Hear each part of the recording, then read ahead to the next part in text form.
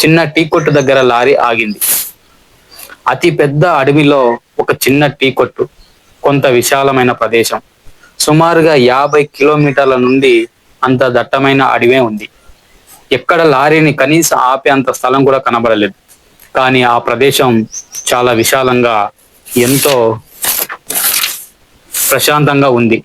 మట్టి గోడలతో, సిమెంట్ రేకులతో కట్టిన చిన్న గది ఒకటే ఉంది. అందులో ఎప్పుడు ఆరిపోతుందో తెలియని ఒక చిన్న బల్బు వెలుగుతూ ఉంది. 60 ఏళ్ల పైగా నిండిన ఒక పెద్దాయన తన ఊపిరిని ఇంధనంగా మార్చి ఆరిపోతున్న కట్టెల పొయ్యిని పొగ గొట్టంతో మళ్ళీ వెలిగిస్తున్నాడు. లారీని రోడ్డు పక్కన ఆపి శివ, కృష్ణ మంచంపై కూర్చుంటూ 2 టీ ఇవ్వమని ఆ పెద్దాయనను అడిగారు.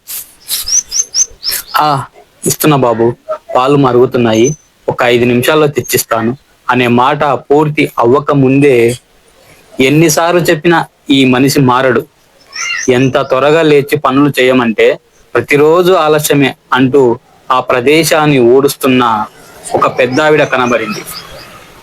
కృష్ణ, శివ ఆశ్చర్యపోయారు. అప్పటికి సమయం కేవలం 4 అయింది.